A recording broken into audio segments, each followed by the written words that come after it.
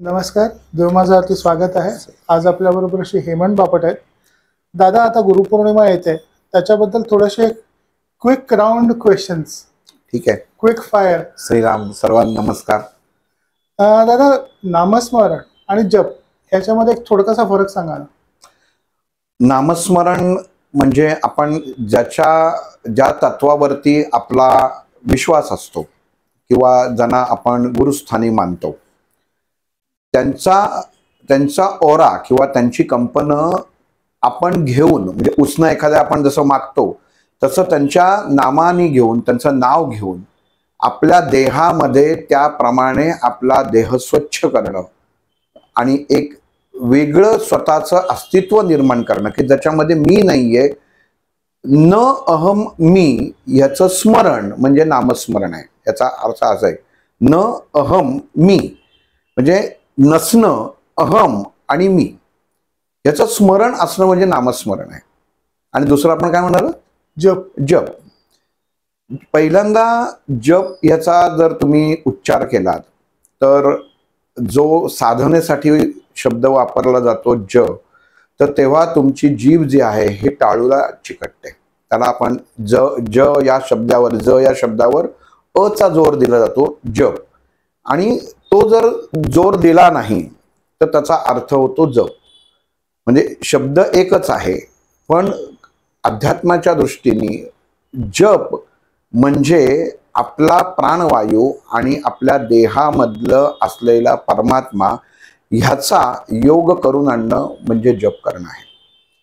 मुळामध्ये आपल्याला सर्वांना ह्याची कृती, आता पुढचा प्रश्न त्यांचा जर काय असेल तर ते विचारून मग थोडी नंतर मी कृती सांगायचा प्रयत्न करेन. अध्यात्मावर नवनवीन माहिती मिळवण्यासाठी देव माझा चॅनलला सबस्क्राईब करा. पोस्ट आवडल्यास लाईक करा, शेअर करा. कमेंट मध्ये श्री गुरुदेव दत्त लिहायला विसरू नका. दादा, एक सांगा, याच्यामध्ये जेव्हा जपमाळ जपतो त्यावेळेला त्याचे नियम काय, जसे माळ कोणती घ्यावी, आसन कोणते घ्यावे, कुठे बसावे, दिशा कोणती असावी, याच्याबद्दल थोडंसं सांगा. जप हा पहिलं हा जप आपण जे करतो त्याचा परत एकदा उल्लेख करतो की आपला विचार, आपला भौतिक विचार आणि आपल्या अंतरात्म्यामध्ये स्थित असलेला परमात्मा याची आपल्याला स्वयं ओळख करून घेणं ह्याला जपणं म्हणतात आणि त्याला जपणं म्हणतात. जपाचं काय तर तो श्वास, तुम्ही देहाचा आपला जो आपण श्वास घेत असतो, जप करणं म्हणजे आपल्या देहामध्ये जो श्वासोश्वास असतो हा एक प्रकारचा प्राणायामाचा प्रकार आहे. जप करणं म्हणजे जशी प्रत्येक गोष्ट किंवा कृती करताना एक विधी सांगितलेला आहे, अटी नियम केलेले असतात, तसं आत्तापर्यंत अभ्यासलेलं किंवा मला अर्थातच मी माझ्या गुरूंनी मला ह्याच्या बाबतीत काय सांगितलं, डॉक्टर वैद्य अशोक श्रीपाद भट यांनी, हे मी सांगतो. सुरुवात आपण अशी करू की माळ कुठली घ्यावी. बऱ्याच जणांचं असतं की मी रुद्राक्षाची माळ घ्यावी, स्फटिकाची माळ घ्यावी, त्याच्यानंतर वैजंती माळेची माळ घ्यावी, अजून कुठली घ्यावी ह्याच्यामध्ये फरक असतो. तर अगदी तुमच्याकडं माळ जरी नसेल तरी तुमच्याकडं कॉईन असेल, दगड असतील तरी सुद्धा तुम्ही जप करू शकता. पण शास्त्र असं सांगतं की एखादी गोष्ट गुंफणं, तर त्या गुंफण्यासाठी नियम आले. म्हणून 108 मण्यांची माळ ही साधारण जपासाठी वापरली जाते. काही ठिकाणी म्हणजे कर्नाटकामध्ये असो किंवा तामिळनाडूमध्ये असो, ती 1001 मण्यांची सुद्धा माळ तिथं वापरली जाते. का वापरली जाते याचं पहिलं कारण सांगतो की प्रत्येक ठिकाणी प्रत्येक भौगोलिक अवस्था ही वेगळी आहे आणि त्या अनुषंगाने माणसाचे श्वास, जर आपण कधी साऊथला ट्रिपला गेलो किंवा त्या लोकांची पोटं मोठी असतात, भात खातात, ती पोटं मोठी असतात, तर त्यांच्या श्वासाची जी गती असते ती गती नियंत्रित करून आपल्या शास्त्राच्या अनुसरून गणितामध्ये बसवण्यासाठी ती 1001 संख्या दिलेली किंवा आपली 108 जी संख्या दिलेली आहे. तर ह्याला मुळात अर्थ असा आहे की एक ही सुरुवात आहे, म्हणजे एक याची रवीपासून सुरुवात होते. एक हा रवी ग्रहाचा अंक आहे की जर ह्या जगतामध्ये जर सूर्यच नसेल तर जीवन नाही. म्हणून हा जीवनासाठी आकडा दिलेला आहे. म्हणजे ह्यांच्या आकड्यांचं महत्व काय हे सुद्धा कळणं महत्वाचं आहे. की 1 हा रवीचा आकडा आहे, म्हणून जीवन आहे, म्हणून तर आपण जीवन समजू. 0 हे मनुष्याचा देह आहे, की जे आपल्याला आत्ता आपण ह्या देहामध्ये तात्पुरतं वास केलेला आहे, प्रत्येक मनुष्य जन्म मृत्यूपर्यंत, तर ते शून्यात आहे. आपल्या वीर्याचा जो थेंब असतो तो गोल असतो, किंवा वर्तुळ जे आहे, जीवनाचं वर्तुळ पूर्ण होणं गरजेचं असतं. चिता शब्द घ्या. चिता म्हणजे काही नाही, पण त्या चितावरती जर अनुस्वार जर गोल दिला तर चिंता शब्द येतो, म्हणजे त्याच्यात चैतन्य येतं. पण तेच जेव्हा तो 0 जातं तेव्हा त्याची चिता येतं, म्हणजे तेजाचं निस्तेज होतं. म्हणून 0, म्हणून भगवंत. आणि 8 हा 8 आकडा जो आहे हा भगवंताचा आकडा आहे, म्हणजे परमात्म्याचा आकडा आहे. 0 हे 8 आकड्यात येत नाही. जर तुम्ही प्रत्येक आकडा जर काढत राहिलात, म्हणजे जर काढून बघितलात, तर 1 काढलात तर गोल करून 1 येतो, 2ला 2, 3, 4, 5, 6, 7, 8 आकडा असा येतो. 8 मध्ये गोल येत नाही. 9 आणि 10, या 1 ते 10 मध्ये 8 आकडा सोडून प्रत्येकामध्ये 0 म्हणजे चैतन्य आणि 8 म्हणजे परमात्मा आहे. म्हणून आपण म्हणतो एखाद्याला गोष्ट की बाबा काय जरा तुला मी सांगितलं जरा आठव म्हणजे हा त्या परमात्म्याचा अवतार आहे. म्हणून 8 आकडा म्हणजे जप करताना सुरुवात, आपलं चैतन्याची जीवनाची सुरुवात ते परमात्मा इथपासनं केलेला प्रवास, म्हणून तो 108 आकडा घेतलेला आहे. 108 फिगर का आहे, तर ती त्याच्यासाठी दिलेली आहे फिगर आहे. आता तुम्ही म्हणाल की इथं 108 दिलेलं आहे आणि मग बाहेर तिथं 1001 दिलेलं आहे, तर तिथं सुद्धा त्या गणिती शास्त्राने दिलेलं आहे. कसं? एक तर पहिलं आपण माळ बघू की 108 मण्यांची माळ आहे. बरं, कुठेही म्हणून चालत नाही, तर त्याला आसन, दुसरी गोष्ट आहे की आसन लागतं. मग आसनासाठी आटाबेटा करायची गरज नाही. सहज आसन तुम्ही बसू शकता. फक्त नियम एकच की आपला देह ह्या पृथ्वी तत्वाशी म्हणजे जमिनीशी एकरूप होता कामा नये. का? कारण तुम्ही जे स्मरण करणार आहात किंवा जो जप जपणार आहात त्यातनं निर्माण होणारी जी ऊर्जा आहे ती परत तुमच्या देहामध्ये मूलाधार चक्राद्वारे तुमच्या सहस्रार चक्रापर्यंत ती प्रवास करत असते. ती जर तुम्ही जमिनीवर बसलात तर ती ग्राउंड होऊन जाते म्हणजे जमिनीशी एकरूप होते. ऊर्जा तयार होत नाही, त्यांनी नुकसान काही होत नाही, पण केलेली जी कृती आहे ती थोडक्यात वाया जाणार. म्हणून आसन त्याच्यामध्ये सांगितलेलं आहे. मग प्रत्येक आता सगळ्यात उच्च आसन सांगितलं ते व्याघ्रासन, की जे आत्ताच्या काळामध्ये शक्य नाहीये. मग सांगितलंय मृग, तेही शक्य नाहीये. मग तिसरं सांगितलेलं आहे दर्भासन, की जे आत्ता आपल्याला दर्भ बाजारामध्ये मिळू शकतो, की ते आसन सहज उपलब्ध होऊ शकतं. त्याच्यानंतर घोंगडी सांगितलेली आहे, मग लोकर सांगितलेली आहे. अशा कुठलंही आसन घ्या. परत सांगतो की ज्या गोष्टी अगदी शेवटी म्हणा तुमच्याकडे माझ्याकडे काहीच नाहीये, मी आता प्रवास करतो, हे काहीच नाहीये, वर्तमानपत्र घ्या.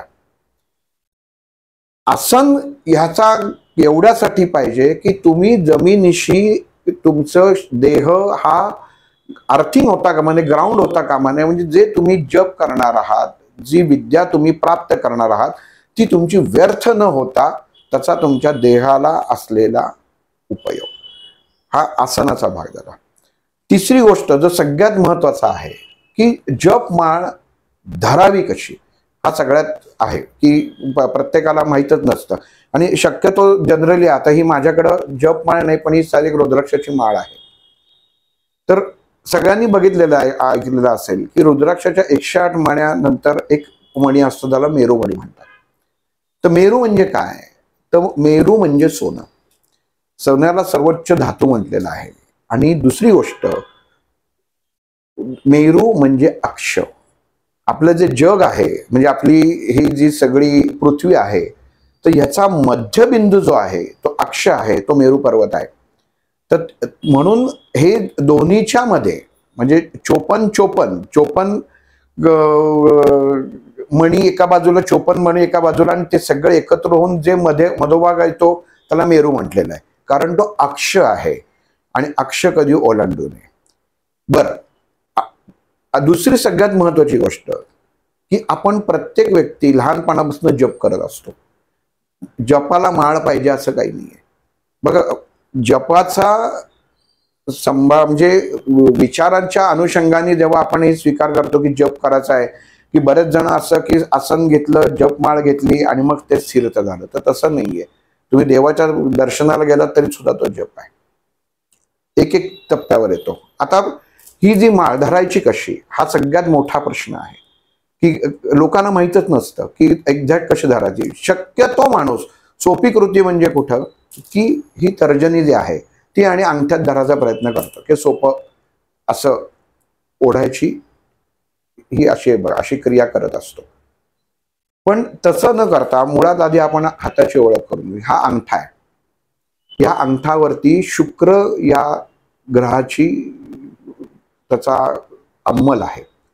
आणि हा अंगठा आपल्या जे गेलेली लोक असतील, आपले पूर्ववंशज असतील, यांच्याशी निगडीत असतो. म्हणजे दुसऱ्या ठिकाणी, दुसरं स्थित, पृथ्वी सोडून, म्हणजे आपण स्वर्ग लोकांशी किंवा पाताळ लोकांशी, आपले पूर्वज कुठे गेलेत आपल्याला माहित नसतं.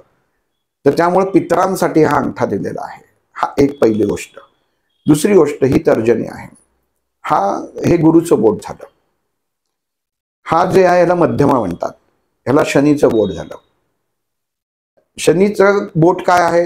गुरुचं बोट पहिलं काय तुम्हाला सांगतं, की तुमच्या जीवनामध्ये तुम्हाला ज्ञान प्राप्त होणं आणि तुम्हाला मार्गस्थ करणं, हा एक झाला. पण इथं याचं काम काही नाही. मध्यमा जे आहे हे शनीचं बोट आहे.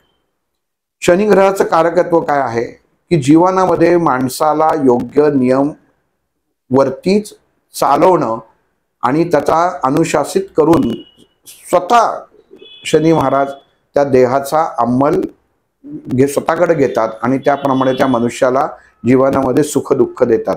म्हणून हे शनीचं बोट मध्यमा. आपण जिथं बरेच जण नीलम हा खडा घालतात त्याच्यासाठी म्हणून ओळखावे म्हणून सांगतो.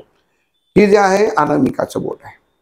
या अनामिकाच्या बोटामध्ये तुम्हाला देवत्वाचा वास दिलेला आहे, की इथं हा देवत्व म्हणजे सुरुवात ही इथनं होते आणि शेवटची आहे करंगळी.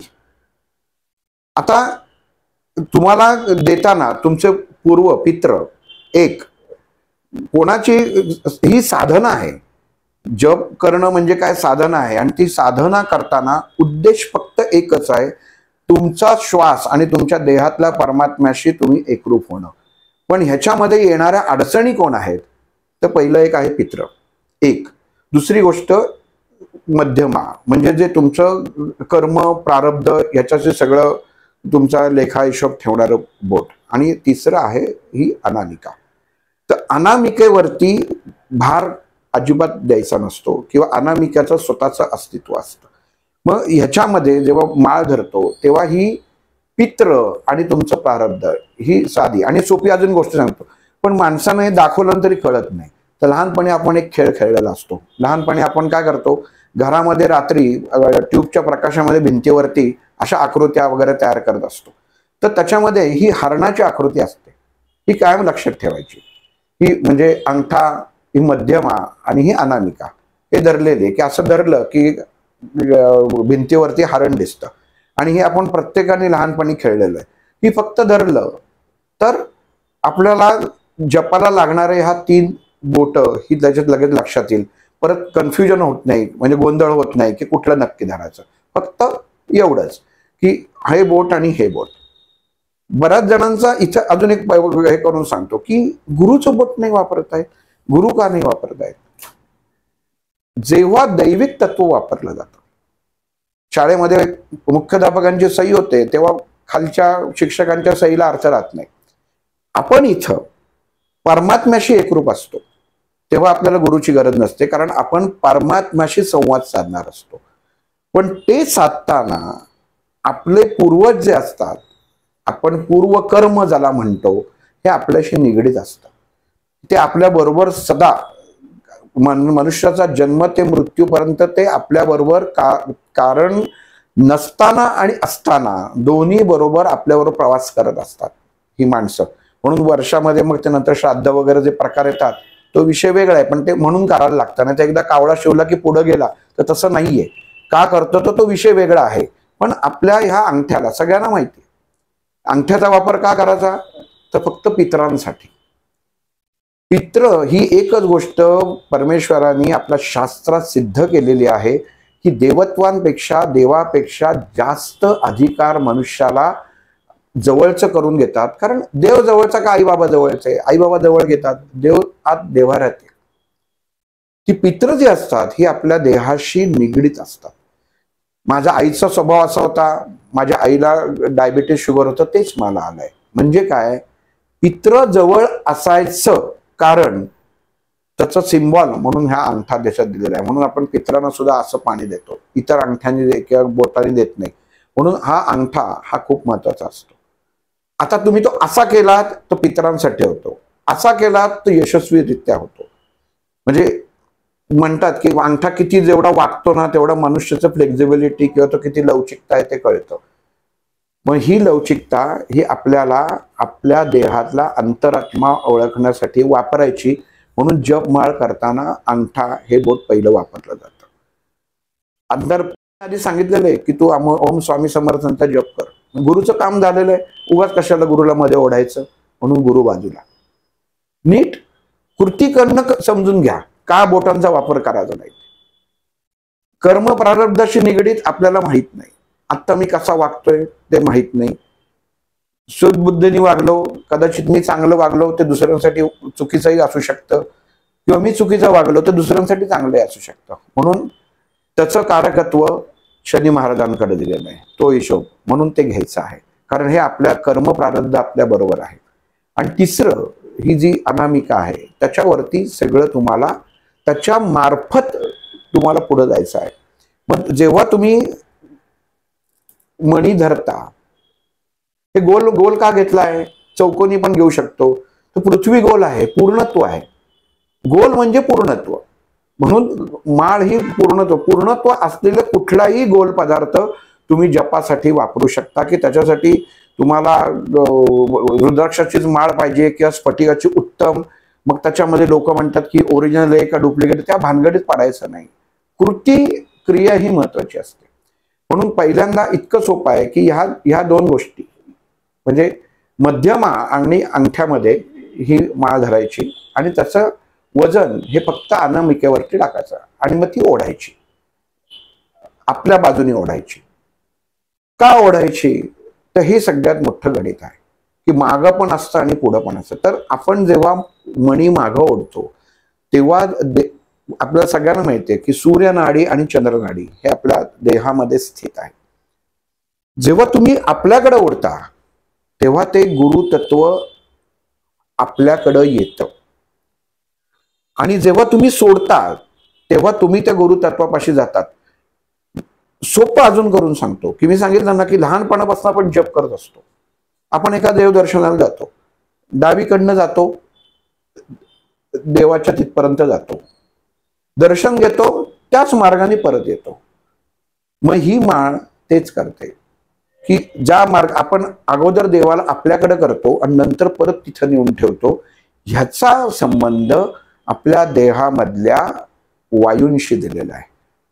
जेव्हा तुम्ही आपल्याकडे ओढता तेव्हा समान वायू त्याचा निर्माण होतो आणि जेव्हा परत सोडता तेव्हा अपान वायूकडे जाऊन तुमचा प्राणवायू निर्माण व्हायला पाहिजे. थोडीशी कन्सेप्ट किंवा हे कळायला थोडं शास्त्रदृष्ट्या अवघड आहे. पण मागं पुढं का करतात आणि तो जे म्हणतात ना की तिथनं ती माळ फिरली पाहिजे, की तिथं केली की ती मग अशी फिरवतात की ती उलटेकडे परत फिरवायला सुरुवात होते. म्हणजे ती माळ तिथं पलटते. म्हणजे जी गोष्ट तुम्ही घेतली ती तिथं परत सोडून यायची. याचा अर्थ एवढाच होतो, जे तुम्ही घेताय ते माझ्याकडे घेऊन घरी चाललाय तर तसं नाहीये. मग त्याला नित्य म्हणत नाही. म्हणून जपाला कसं म्हणतो की नित्य जप म्हणजे रोजचं. परमेश्वराचं आव्हान एकरूपता ही एक. जपासाठी जेव्हा मनुष्य बसतो तेव्हा काय करतो की तो त्या शक्तीशी एकरूप होतो. म्हणून त्याला जपणं म्हटलंय. ह्या कृतीला जप का म्हटलंय, तर हे आपल्याला आपल्या शरीरामध्ये देहामध्ये जो प्राणवायू आपण फिरत असतो त्या प्राणवायूशी एकरूप होता आलं पाहिजे. त्या प्राणवायूचं तुम्हाला आवाज ऐकू आला पाहिजे, म्हणजे तुम्हाला त्या परमात्म्याचा आवाज येतो. तर ती कृती तुम्हाला सांगितलेली आहे, ही कृती आहे. तुम्ही काही न घेता नुसतं नामस्मरण केलं, जसं आता सरांनी विचारलं नामस्मरण आणि जपामध्ये फरक काय, तर ही कृती आहे की ह्या कृतीमध्ये मन तुमचं अडकून राहतं. नामस्मरणामध्ये तुमचं मन अडकतं, पण ते 10 ठिकाणी भटकत असतं. आज मला हे करायचं होतं, ते करायचं होतं, आणि मुखामध्ये स्वामी समर्थ, मग इकडं लक्ष तिकडं असं. तसं जपामध्ये तुमची शक्ती ही केंद्रित होते आणि त्याला ताकद ही तुमच्या देहामधल्या ह्या बोटांमधले ही 2 बोट, म्हणजे पितरांचं बोट आणि तुमचं प्रारब्धाचं बोट देते. ही तुम्हाला सपोर्ट करते, मी तुझ्या बरोबर आहे. आणि हे कृती करताना तुम्हाला जेव्हा तुम्ही तशी प्रॅक्टिस करता, तेव्हा तुमच्या एक जसं जसं जप जे आता खूप करत असतील त्यांच्या लक्षात येईल की इतकी एकरूपता होते की तुम्हाला बाकी काही ऐकू येत नाही. आणि ह्याच्यात म्हणजे माझ्या गुरूंनी नेहमी सांगितलेलं आहे, उलट सांगितलं. इतर ठिकाणी म्हणतात शांत जागी जाऊन जप करावा, कोणी नसेल तिथं जप करावा, एकांतात जप करावा. त्याच्या विरुद्ध माझ्या गुरूंनी सांगितलं. त्यांनी सांगितलं जिथं शाळा असेल, जिथं विद्यार्थी खेळत असतील, वेळ कुठली तर मधल्या सुट्टी, की जिथं विद्यार्थी आरडाओरड करत असतील, तिथं तेव्हा जाऊन जपाला बसावं. तुम्ही म्हणाल म्हणजे मी त्यांना विचारलं असं कसं तिथं, उलट तेव्हा तर लक्ष लागणार नाही. ते म्हणलं तेव्हा तर लक्ष लागलं पाहिजे ना. सगळं शांत असेल तर त्या शांततेला स्मशान शांतता म्हणतात, ती आपल्याला नको आहे. तुमचं मन हे सगळ्यात असून निराळ असणं हे गरजेचं आहे. म्हणजे मला एक आत्ता आठवलं की एका स्वामींचा उद्यापासनं आजचपासनं त्यांचं 1 महिन्याचं त्यांनी निरोप पाठवला की 1 महिना कोणी मला मोबाईलवरती मेसेज करू नका, व्हॉट्सअप करू नका, व्हिडिओ पाठवू नका, मी बघणार नाहीये. 22 जुलैला काहीतरी गुरुपौर्णिमा आहे, तर त्या दिवशी मी येईन, मग त्याच्यानंतर करा. हा जो ही सोपी घटना आहे, पण ही चुकीची घटना आहे. का चुकीची घटना आहे की आपण त्या स्थानावरती असून आपला त्या एका इन्स्ट्रुमेंटवरती ताबा नाही. कशासाठी पाहिजे? मग माझे गुरु, म्हणजे मी ज्यांना गुरु मानतो, ते का सांगायचे की 100 जणांचा हजारो मुलं खेळत असो, तुमचं मन एका क्षणामध्ये शांत होणं गरजेचं आहे. मग त्या मुलाला आई हाक मारते मैदानावरनं, असं राजेश नाव असेल की राजेश म्हणून हाक मारली की त्या एवढ्या गजबजाटात त्या मुलाला बरोबर कळतं की आपली आई आली. म्हणजे एवढ्या याच्यामधनं तो कसा ओळखतो? एकरूपता, ह्याला एकरूपता साधनं म्हणतात. म्हणून परमेश्वरांनी ही जी परमेश्वर साधना करताना जे आहे ना, ही एकरूपता असणं खूप गरजेचं आहे. आणि ही तुम्ही बसाचं ठिकाण, तुम्ही म्हणाल की मग माझं लक्ष लागत नाही, तर आधी मन शांत करा. ह्या ज्या कृतींनी जे आहे, म्हणजे अजून त्याच्यामध्ये बरेच जण लिहितात की माळ झाकून ठेवावी, त्याच्यावरती वस्त्र ठेवावं, कोणाला दिसता कामा नये. दिसलं तर काय फरक पडणार आहे मला सांगा? तुम्ही काय मनात म्हणताय त्याच्या समोरच्या व्यक्तीला थोडंच कळतं. म्हणजे तुम्ही आधू होऊ नका. म्हणजे असं झालं की कोबड्या घेऊन मी चालतो, म्हणजे तर कोबड्यांना अहंकार व्हायला पाहिजे की माझ्यामुळे हा चालतो. मग तुम्ही जन्मभर त्या कोबड्या घेऊन चालणार आहात का? तुमच्या शरीराला, तुमच्या जर पायानं जर तुम्ही सवयच लावली नाही, तर तुम्ही कायम घाबरट अवस्थेत राहणार आहात. गोंदवलेकर महाराजांनी काय असतं, आपण शिकतो काय ना, हे खूप महत्वाचं आहे. गोंदवलेकर महाराजांची आसन स्थिती डोळ्यासमोर आणा. मांडी घालून छान बसलेले, उजव्या हातामध्ये अशा प्रकारची माळ आहे. लपवली असती तर त्यांनीच अशी कुठेतरी लपवून ठेवली असती, त्यांनी सांगितलंच नसतं. ह्या ज्या सगळ्या बाकीच्या गोष्टी आहेत ना, मग ते एखादा म्हणतो की मी अरे माळ करायला गेलो आणि माझ्या आयुष्यात असं घडलं, मग तो एखादं ते पिल्लू लोकांच्या डोक्यात सोडून देतो आणि त्याच्यावरनं मग लोक करतात नाही खरंच हे करताना कोणाची नजर लागायला नको. कशी लागेल? तुम्ही जर परमात्म्याशी एकरूप होताय तर तुम्हाला ते काही का असे ना, तुमची ताकद तेवढी वाढवा की तुम्ही कोणी तुमच्या जवळ येणार नाही. म्हणून जप करताना कुठेही त्याच्यात नाही, तुम्ही सुखासनात बसा, साधं आसनात बसा, पद्मासनात बसा, वज्रासनात बसा, खाली आसन कुठलंही घ्या, फक्त कारण एवढंच शास्त्रीय कारण की तुमच्या देहामध्ये उत्पन्न होणारी ऊर्जा जमिनीशी एकरूप होऊ नये आणि तुम्ही जे काही जप करणार आहात तो वाया जाऊ नये. कारण काय आहे, देहामधला प्राणवायू तयार करणारा हा शरीरशास्त्राचा सोपातला सोपा क्षणोक्षणी आपण जप करत असतो, जपतच असतो आपण. आपल्याला रस्त्याने चाललोय, हेल्मेट घालून गेला, जपणं जपच आहे. प्राणवायू मी कसा वाचवू शकेन म्हणजे जप, इतकं सोपं आहे. आणि त्या प्राणवायूचा उपयोग करून मी माझ्या देहातल्या परमात्म्याची ओळख करून घेणं. थोडंसं कुठलं तरी भय स्थिती बघितली तर लगेच श्वास असा होतो, प्राणवायूमध्ये दाब निर्माण होतो.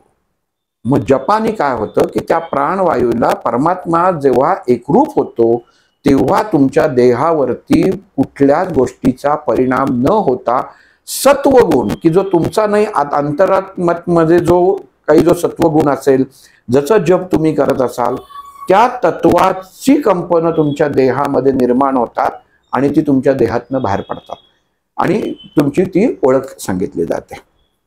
दादा, एक आणखीन असा प्रश्न होता की जेव्हा आपण जुन्या साधू संतांचे फोटो बघतो तर तेव्हा त्यांचा जपमाळ करताना एक असा टेकू हातामध्ये असतो, आणखीन माळ असते.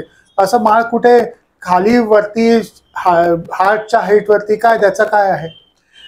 कसं आहे की आपली जी नाडी आहे सूर्यनाडी आणि चंद्रनाडी, ही सूर्यनाडी अस्वस्थता ज्या माणसाला जास्त असेल, की असं धरून चालू आपण की एखादा माणूस जप करायला बसलाय किंवा नामस्मरण करायला बसलाय पण त्याचं लक्षच लागत नाहीये.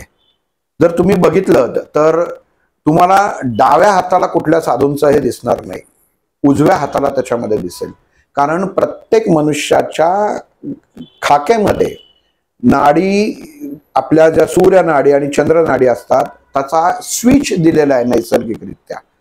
आणि जेव्हा तुम्ही असा हात ठेवता, आपण जे म्हणतो कुबडी ठेवतो, त्या कुबडीवरनं जेव्हा असा हात उजवा ठेवला जातो तेव्हा चंद्रनाडी चालू राहते.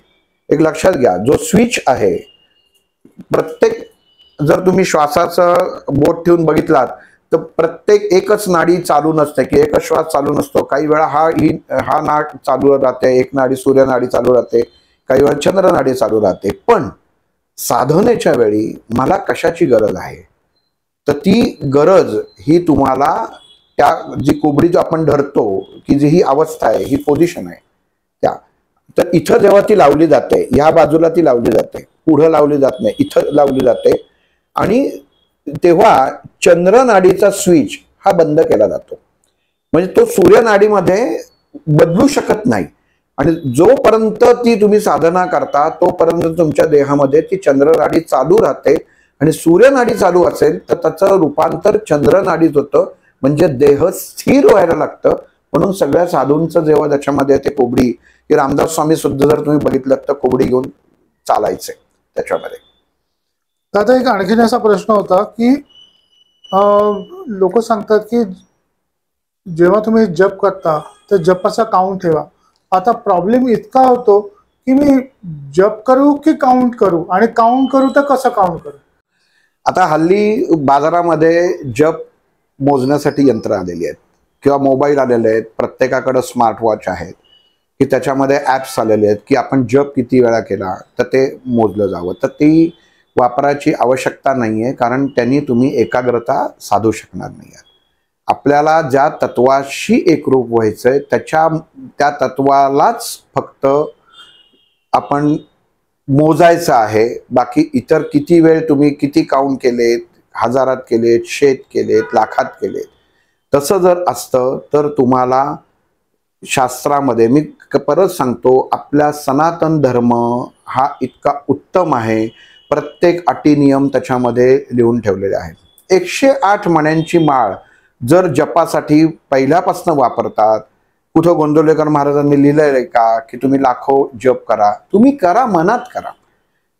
ते लोकांना दाखवण्यासाठी त्याच्यामध्ये करू नका. जेवढा अखंड नामस्मरण, त्यांनी गोंदवलेकर महाराजांनी जप नाही नामस्मरण सांगितलंय, अखंड जप नाही सांगितलेलं, अखंड नामस्मरण सांगितलेलं आहे. कारण जप ही क्रिया आहे आणि नामस्मरण हे भगवंताशी काही न करता एकरूपता होणं आहे. त्यामुळं यंत्र वापरून आज वापरत असाल तर आजपासून बंद करा. तुम्हाला जर अगदीच पाहिजे असेल तर किती जप झाला किंवा काय त्याच्यामध्ये, तर एक गरज नसताना सुद्धा सांगतो, 1 तासाभराचा 15 मिनिटाचा एक गजर लावून ठेवा की हे गजर झाला की मी थांबते, जर तुम्हाला सवय लागली. पण त्याची गरज नाही. तुम्ही एकदा नाव घ्या, दोनदा घ्या, 11 वेळा घ्या, 108 वेळा घ्या. जेवढं तुम्ही घेणार आहात तेवढा परमात्मा तुम्हाला प्राप्त होणार आहे. पण कृपा करून ह्या यंत्राबिंत्रांच्या मागे जाऊ नका. हे सगळं अध्यात्मापासून दूर नेणारी साधनं आहेत. आणि आपण जसं पहिल्यांदा एक सगळ्यात महत्वाची गोष्ट असते की आपण जप कशाचा किंवा कोणाचा करावा हा सगळ्यात माणसांचा कॉमन प्रश्न असतो. आणि काका त्याच्यामध्ये पण असतं की ओम घ्यायचं की नाही घ्यायचं, जरा सांग. ओंकार म्हणजे उत्पत्ती स्थिती लय, अकार उकार मकार याच्यापासून ओम तयार होतो. आणि आपल्याला त्या स्थितीच्या पलीकडे जायचं आहे. म्हणून खरं शास्त्र शुद्ध ह्याच्यामध्ये मी परत सांगतो, मला माझ्या गुरूंनी काय सांगितलं ते मी सांगतोय. ओम नमः शिवाय जो जप करतो ना तो फक्त नमः शिवाय करा, म्हणजे तो तुम्हाला तुमच्या देहामध्ये तत्व निर्माण करतो. कारण जेव्हा तुम्ही ओम नमः शिवाय जेव्हा म्हणता ना तेव्हा अकार उकार मकार तुमच्या देहाची वैचारिकतेची अवस्था काय आहे हे माहीत नसतं. त्यामुळं ओमचा उच्चार तेव्हा करू नका. नमः शिवाय, श्रीराम जयराम जय जयराम हा नामस्मरण आहे. जप करताना श्रीराम हे फक्त नाम आहे, तेवढंच जपाचं आहे. आपल्याला आपण एक घेतो आणि मग त्याच्यात श्रीराम जयराम जय जयराम तर ते चालणार नाही. ह्याचे नियम दिलेले आहेत आणि हे नियम आपल्या शंकराचार्यांनी लिहिलेल्या नियमावलीत आहेत. आणि हेच पुढं पांडुरंग शास्त्री आठवल्यांनी सुद्धा आपल्या सनातन धर्मामध्ये लिहून ठेवलेले आहेत. आणि जरूर त्याचं एक पुस्तक मिळतं पांडुरंग शास्त्री आठवल्यांचं की आपले सण कसे साजरे करावे, म्हणजे जप, तत्व, व्रत ही सगळी जी आहेत ना ही आपण साजरी करताना कशी करावी. आता काल वटपौर्णिमा होऊन गेली की वटपौर्णिमा झाली की त्या वडाच्या झाडाला फक्त धागा गुंडाळायचा, धागा कशाला गुंडाळायचा, मनुष्य गळ्यात जानवं का घालतो, या सगळ्या गोष्टी ज्या आहेत ह्या आपल्या जप तपाशी निगडीत आहेत. आपल्याकडे जर काही नसेल आणि जर तुम्ही गळ्यात जानवं घालत असाल तर जानव्याची ब्रह्मगाठ धरून सुद्धा तुम्ही जप करू शकता. तसंच यांत्रिक गोष्टींनी म्हणजे नमः शिवाय हा जो जप आहे हा सर्वसाधारण जप, हा तुमचा देह, चित्त, पित्त आणि वित्त या 3 गोष्टींवरती अवलंबून असलेला जप आहे. हा सर्वसाधारण जप सगळ्यांनी करावा, कारण इतर तुम्हाला विचाराची गरज नाही आहे. तर नमः शिवाय एवढंच जप करावा की जो चित्त, मनुष्याचं जर चित्त स्थिर नसेल तर त्याचं शरीराचं पित्त खवळतं आणि मग पित्त खवळलं तर त्याच्याकडनं काम उत्तम व्यवस्थित होत नाही, म्हणून त्याला वित्त मिळत नाही, म्हणजे पैसा मिळत नाही. म्हणून चित्त पित्त वित्त हे जर स्थिर हवं असेल म्हणजे एकंदरीत तुमची मानसिक अवस्था उत्तम प्रकारे होणं गरजेचं असेल तर नमः शिवाय हा जप आहे. मग त्याच्यामध्ये जसं आपण म्हणतो की एखादा म्हणजे स्पेसमध्ये अग्निबाण सोडतो की त्याला विविध अशा पायऱ्या असतात की पहिली पायरी पार केली, मग त्याच्यामध्ये तुम्हाला ओम वापरायचा असेल तर मग त्याच्यामध्ये त्या ओमचा रास करणारी बीज पुढे यायला पाहिजेत. म्हणजे कुठं येणार की उदाहरण जर झालं तर रीम हा शब्द नुसता वापरत नाहीत, रीम हे बीज आहे, तर ओम रीम असा शब्द वापरला जातो. पण रीम या शब्दाचा जेव्हा नुसता तुम्ही उच्चार करता तेव्हा देहामधली दोन्ही अग्नी जागृत होतात, उत्तम अग्नी आणि वाईट अग्नी. मग तुमचा देह त्या क्षणी काय घेतो हे माहीत नसतं. म्हणून ओम हे त्याला आपण म्हणतो ना की एक प्रोटेक्शन, हेल्मेट हे त्याच्यासाठी वापरलं जातं. म्हणून मंत्रशास्त्रामध्ये आणि जप करताना आपल्याला कुठला जप करायचा हे कळणं गरजेचं आहे. आणि जर कळत माहीत नसेल तर 2च जप जे सांगितलेले आहेत, गोंदवलेकर महाराजांनी सांगितलेले आहेत, नामस्मरण श्रीराम जयराम जय जयराम आणि नुसता जप करताना श्रीरामाचा. अक्कलकोट स्वामींचा करत असा तर श्री लावू नका, स्वामी समर्थ म्हणा, श्री स्वामी समर्थ म्हणू नका. श्री याचा अर्थ श्रीमान होतो. तर श्रीमान आलं की तुम्ही त्यांना एका भूमिकेमध्ये बसवता, तर फक्त स्वामी समर्थ एवढंच लावा. कारण श्री वापरू नये. गजानन महाराजांचा कराचा असेल तर त्यांचा दिलेला आहे की गण गण गणात बोते, हा शब्द त्यांनी लिहून ठेवलेला आहे जप, तर तो तुम्ही करू शकता. पण जपाचं सुद्धा शास्त्र असं आहे की 3 शब्दांपेक्षा जास्त नसावं, एकच असावं प्रभावी, 2 स्वीकारलं जाईल आणि 3 हे म्हणजे शेवट. म्हणजे जास्तीत जास्त 3 शब्दांचाच जप असावा, त्याच्यापेक्षा जास्त शब्द चौथा जर आला तर तो जप फलद्रूप होत नाही, त्याचा काहीही उपयोग होत नाही. परत सांगतोय, गोंदवलेकर महाराजांनी नामस्मरण श्रीराम जय राम जय जय राम असं सांगितलेलं आहे आणि जप हा फक्त श्रीराम हा शब्द सांगितलेला आहे. एका शब्दाचा अर्थ आपल्या देहामध्ये 4 प्रकारे त्याला, जर मी तुम्हाला जर सगळ्यांनीच हाक मारली, एका घरामधल्या कर्त्या पुरुषाला बायकोने हाक मारली आहो, मुलाने हाक मारली बाबा, आईने हाक मारली अरे मुलगा म्हणून, तर सगळ्यांचं कन्फ्युजन होतं, गोंधळ निर्माण होतो. ते होऊ नये म्हणून नामस्मरणामध्ये जपामध्ये नियम दिलेले आहेत. सनातनाचं पुस्तक नक्कीच सगळ्यांनी घ्यावं. पुण्यामध्ये नेर्लेकर बुक स्टॉलमध्ये मिळतं किंवा मोतीबागेमध्ये, शनिवार पेठेमध्ये मोतीबाग आहे, RSSचं कार्यालय आहे, तिथं पांडुरंग शास्त्री आठवलेंचं पुस्तक मिळतं, ते जरूर घ्यावं. त्याच्यामध्ये जप कसा करावा, जपाचे नियम काय, तुम्ही कसं बसता, कुठेही आडकाठी नाहीये की तुम्ही अमुकच केलं पाहिजे, तमुकच केलं पाहिजे, जेवायच्या अगोदरच केला पाहिजे, जेवल्यानंतर केला पाहिजे, तुमच्या घरामध्ये कोण व्यक्ती मृत असेल तर करू नये किंवा मृत पावली तर केला पाहिजे. हे सगळे जे काही नियम आहेत ना, हे मनुष्याने बनवलेले आहेत. त्याच्या सोयीनुसार सगळं केलेलं आहे की मला कधी एकदा माझ्या सोयीने मी करतोय, त्या अनुषंगाने त्याच्यामध्ये केलेलं आहे. तर ती तसं न करता जे सनातन धर्माने सांगितलेलं आहे त्या अनुषंगाने जप व्हावा. परत एकदाच एका ह्याच्यात सांगतो, एका जागी स्नान करून बसावं. हे एवढ्यासाठी सांगितलेलं आहे की देह हा स्वच्छ असावा, मन आणि देह हे दोन्ही स्वच्छ केलं जातं, म्हणून स्नान करून बसावं. गोष्ट नंबर 2, तुम्ही कुठल्याही प्रकारचं मणी वापरू शकता. मणी म्हणजे ज्याला गोलाकार असतो तो वापरू शकता, कारण त्याला पूर्णत्व म्हटलेलं आहे, म्हणून तो गोल वापरायचा. नाही तर आम्ही चौकोनी वापरतो, वापरा, पण गोल वापरायचं म्हणजे पूर्णत्व, म्हणजे तत्व पूर्ण आहे, गोल वापरा. 108 मण्यांची माळ असावी, कारण 108 म्हणजे उत्पत्ती ते परमात्मा ह्याच्यामधला हा प्रवास आहे. समजा एखाद्याचं असं झालं की माळ मी 108 केलं पण मला ती उलटी करायलाच जमत नाही, मग ती काही जण काय होते असं धरलं ना, मग ती माळ अशी करतात, म्हणजे याच्यात मग म्हणतात की मला ते जमतच नाही व माझं चुकीचंच झालं असेल. समजून घेणारा तो आहे. तुमची भावना किती स्वच्छ आहे ना, ते तुम्हाला सगळ्यात महत्वाचं आहे. तर त्यामुळं हा एक डोक्यामधनं काढून टाका की मी केलेली कृती चुकीची आहे, पण ती नंतर योग्य कृती योग्य माणसाकडनं समजून घ्या आणि स्वतःमध्ये बदल करा, हे खूप महत्वाचं आहे. आसन कुठेही बसा, फक्त खाली काही बसायला घ्या. अगदी वर्तमानपत्र वाचणं, व्याघ्रासन तुमचे हे असेल तर तेही तुम्हाला जर उपलब्ध होत असेल तर घ्या. एकाग्रता ही महत्वाची आहे. तिसरी गोष्ट सगळ्यांच्यामध्ये की स्त्रियांनी जप करताना हातामध्ये कुठल्याही प्रकारची आभूषणं घालू नये, कारण ती गोल असतात.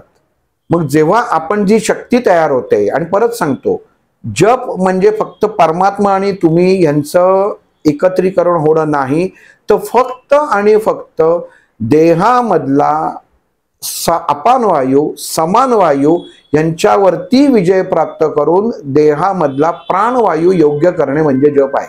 एवढं लक्षात ठेवा की जप केल्यानंतर मन शांत का होतं, कारण प्राणवायू उत्तम, म्हणून मन शांत होतं. आयुष्य उत्तम वाढतं, का वाढतं, प्राणवायू उत्तम. मग केल्यापासून मन स्थिर होतं का, प्राणवायू उत्तम.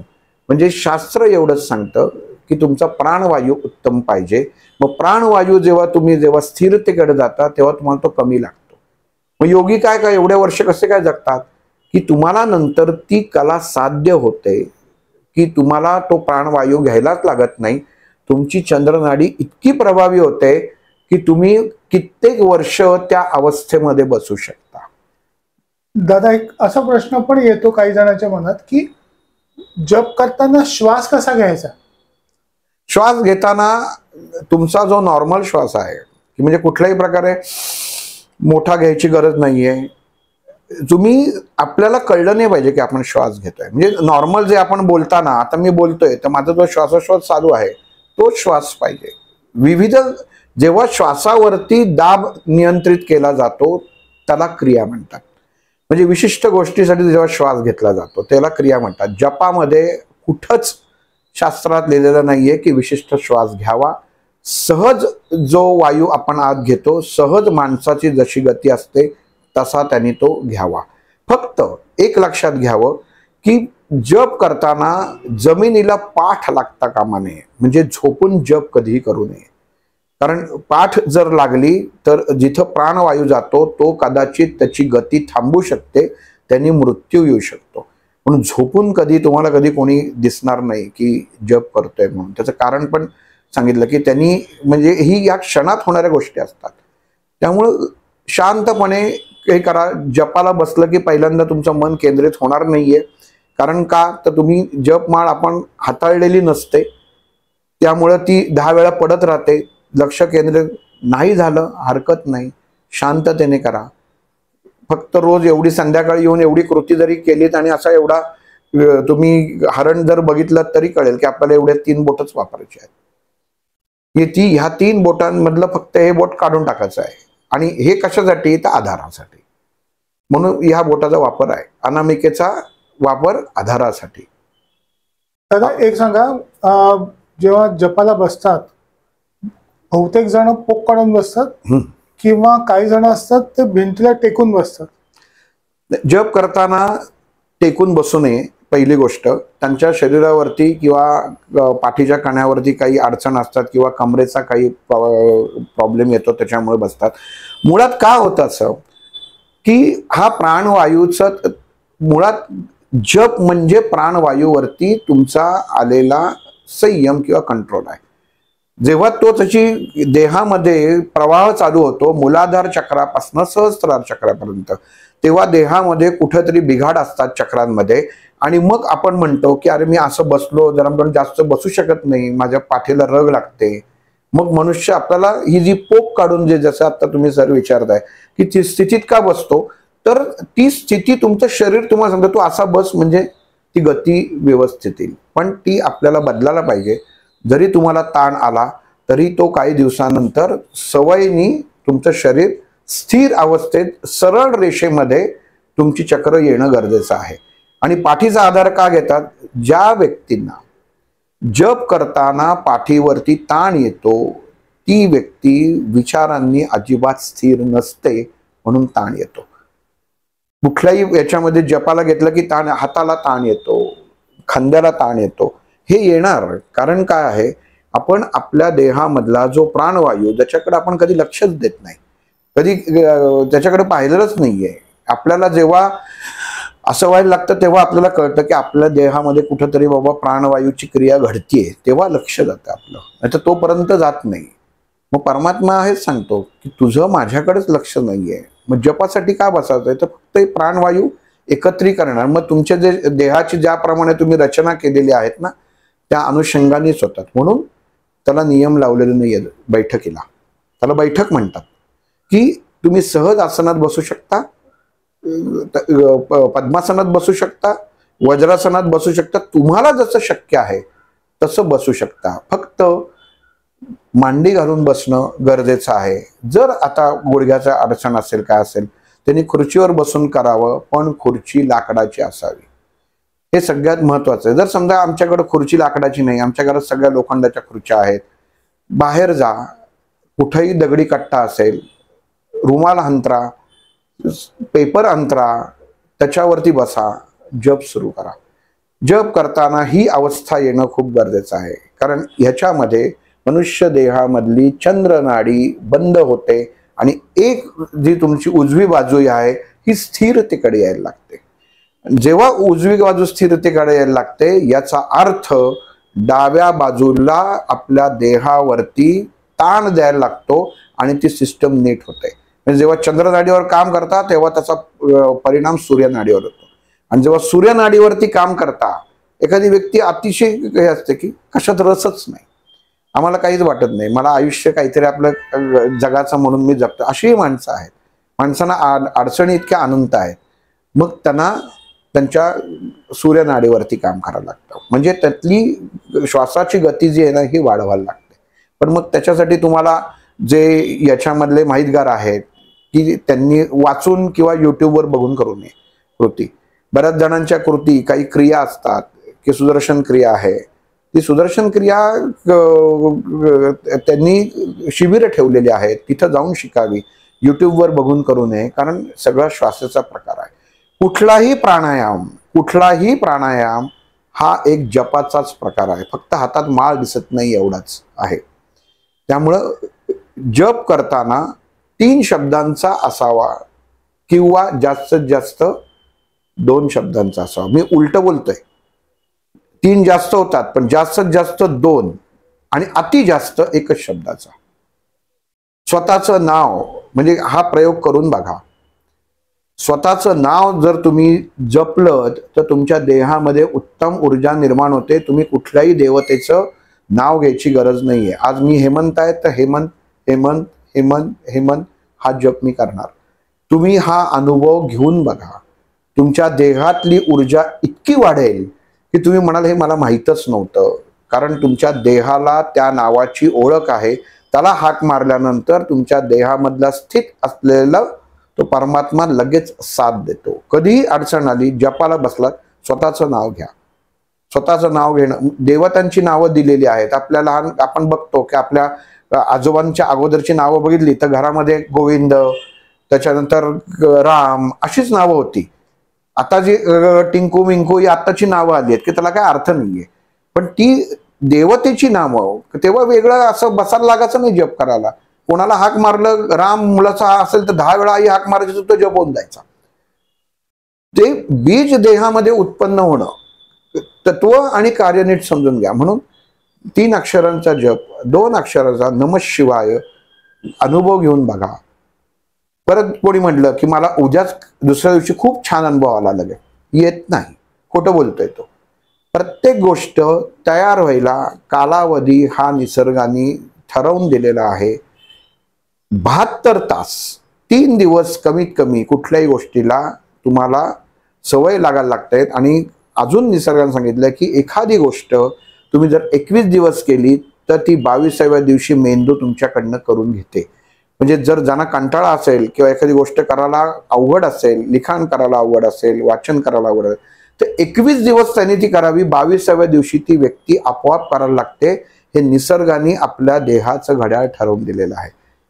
गणपतीला फक्त 21 मोदक का वाहतात हे अजूनपर्यंत कोणी सांगितलं नाही की 21च का. गणित काय आहे, तर ती गणित ह्याच्यातनं चालू होतात. तो विषय वेगळा आहे, पण ती त्याच्यात 21 दुर्वाच का वाहतात, ती 21 आकड्यामध्ये असं काय भानगड आहे. तर ती देह स्थिर व्हायला 21 आकडा, म्हणजे ती तेवढ्या घटिका आपल्या देहाने त्याच्यामध्ये वापरायला पाहिजे. देहामध्ये असलेली जी कंपन आहेत की त्या 21 दिवसामध्ये ती वापरली जातात.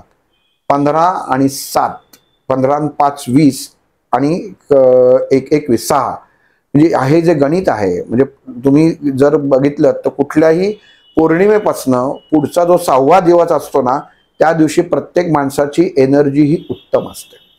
मुद्दामून अनुभव घेऊन बघा. पौर्णिमेपासनं 6वा दिवस म्हणजे 15 आणि 5 20 आणि 21 दिवस त्याच्यामध्ये घटिका होतात त्या. तर ती ह्याचा म्हणजे कोणाला जप करायला सुरुवात करायची असेल ना, ती कधीपासून करू. आपण कधी म्हणू आत्तापासून सुरुवात करा, पण नाही, पण आपण कुठला मुहूर्त काढायचा का, नक्की काढा. पौर्णिमेनंतर 6व्या दिवशी सुरुवात करा. तुमच्या जपामध्ये जे चैतन्य येईल ते तुम्ही कधीच आधी असा अनुभव नसेल, इतकं चैतन्यमय देह तयार होतो. म्हणून ह्या गोष्टी सनातनमध्ये बऱ्याच ठिकाणी शंकराचार्यांनी लिहून ठेवलेल्या आहेत. ते वाचणं गरजेचं आहे. इथपर म्हणजे अभ्यास असणं खूप गरजेचं आहे या गोष्टींसाठी. धन्यवाद दादा. श्रीराम.